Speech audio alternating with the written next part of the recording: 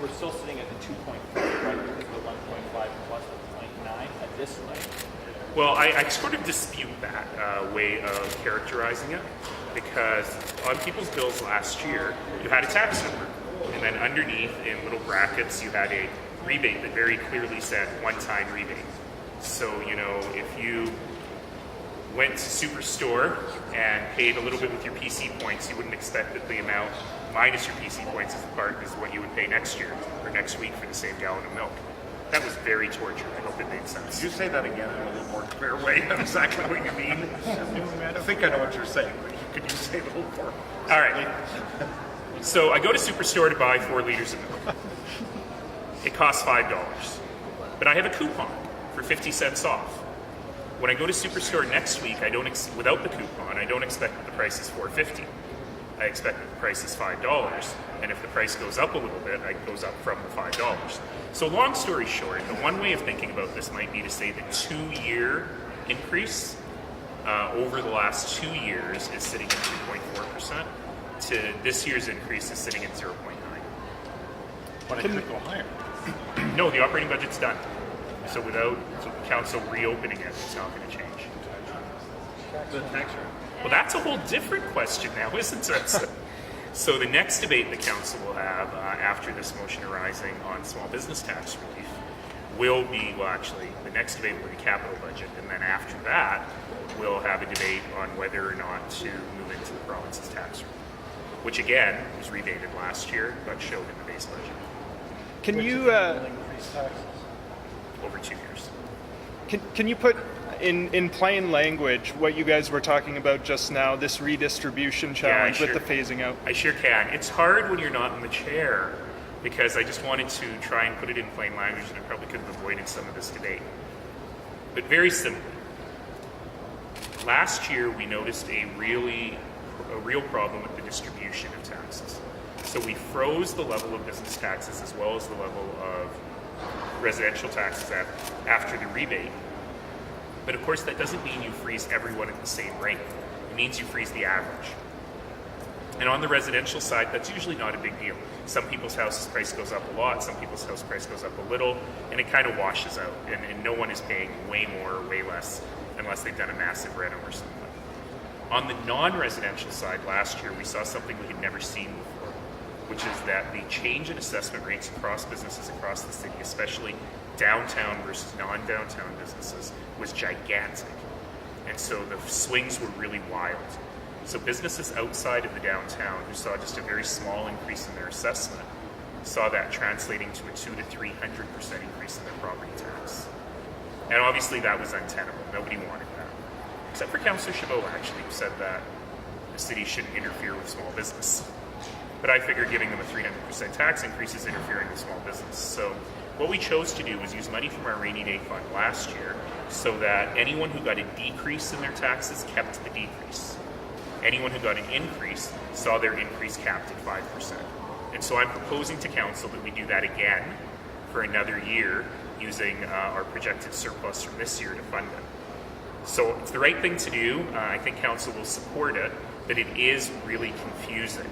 And last year, the lawyers in the assessment department basically spent the entire Christmas break trying to figure out a less confusing way of doing it. And there really wasn't one. We're really legislatively tied. So we had to do it this way. And what I'm suggesting is, rather than try and reinvent that wheel knowing this is the best answer, even though it's messy, we should just do the same thing. It sounds like there was some concerns with the program in terms of business building owners not passing the break. Is that like one anecdote, or was that something that a lot of people had considered? Well, as you know, the plural of anecdote is evidence. No, it isn't. No, what we're really seeing is most businesses have what's called the triple net value lease, which means that the property tax bill just gets passed along. For those businesses that don't, there could be a problem with that. Mostly it's been anecdotal. What we actually have seen, though, is that about 2/3 of the 45 million is going to quite large landlords that own shopping malls and strip malls and things like that.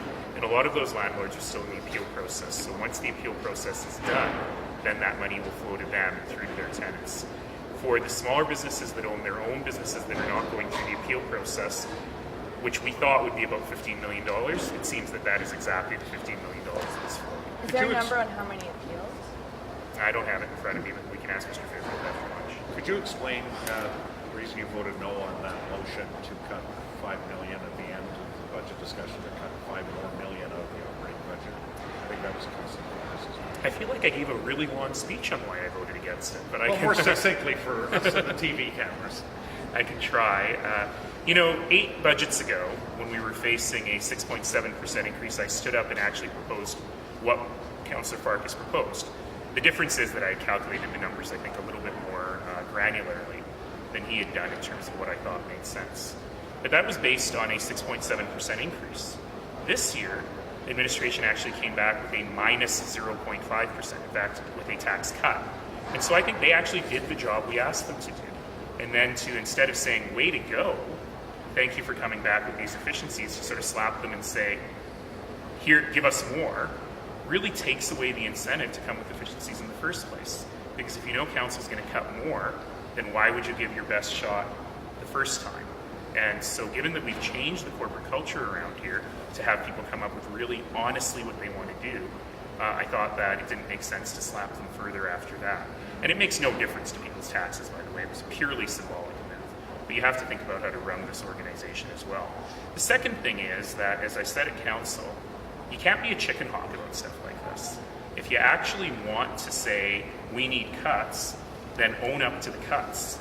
Don't back off and say, administration will do that, and then when someone in your neighborhood complains about their bus going on, you go, no, administration made that decision, council didn't. Now, you got to own up to it. The fiscal stability reserve, whatever, rainy day fund, seems to be getting tapped quite a lot. Actually, very little in this particular cycle, much less than usual. I was a bit surprised when Councillor Sutherland, as the former vice chair of the Priorities and Finance Committee, stood up and said, we're playing this giant shell game. Actually, we're not. We're actually covering up most of the bow wave, in fact, the entire bow wave from previous budgets in this budget. You'll remember a big part of the $146 million gap was to move one-time funding into base funding. So the couple of small things the council has done from the Fiscal Stability Reserve are exactly what the Fiscal Stability Reserve is meant for. One-time things that you think will change next year. So on the low-income transit pass, you use this money one time in the hopes that you'll come up with a better funding arrangement with the province. And on the crime prevention fund, that's really a response to the economic downturn. We did this 2 years ago. We set aside a little bit of money to look at youth programs, preventative programs, and things we need to invest in now during the economic downturn, and we just did that again, which is exactly what you should use the rainy day fund for. When it's raining, those are exactly the umbrellas that you need. So with the operational side now done, how long do you think it's forward? Next Wednesday. When do you think you'll find out if you're going to get that money back from the province for long-term transit? That'll be a while yet. I will lobby them in the hopes to get that something on that into their budget, which will come in the spring. We'll see if they're at that point yet. You made a joke about thinking this was going to wrap up by Monday afternoon. It's now Thursday. Are you happy that we're at least on operational plan now? And Well, I don't mind the discussions. I think it's very important because, as I've said many, many times, we're the only government, the only order of government that you will see that instead of the finance minister presents the budget, they have a cursory debate and you vote on it. We actually have every single manager defending their budget live on web. I was going to say on TV, but not on TV anymore. Live on the web that people can actually see in public. I think that's a good process. I am laughing because 4 days later, we are exactly at the point I predicted we would be at noon on Monday. Did I hear correctly yesterday, General Manager Stevens talking about there be no, the government's already, provincial government's already told you there's no new MSI after this program's done, it's done? No, you didn't hear that correctly at all. Okay. So what was he talking about? So what he was saying is we've received strong signals, as you've heard in the Premier and the Finance Minister's recent speeches, that they're really going to cut back on capital spending in their next budget because they feel that all that infrastructure spending was counter-cyclical, and as the private sector is starting to grow again, they don't want to be interfering with the private sector. So we're anticipating that, excluding the Green Line, to which we have a solid commitment, we're anticipating that there'll probably be a little less money for infrastructure and construction projects going forward.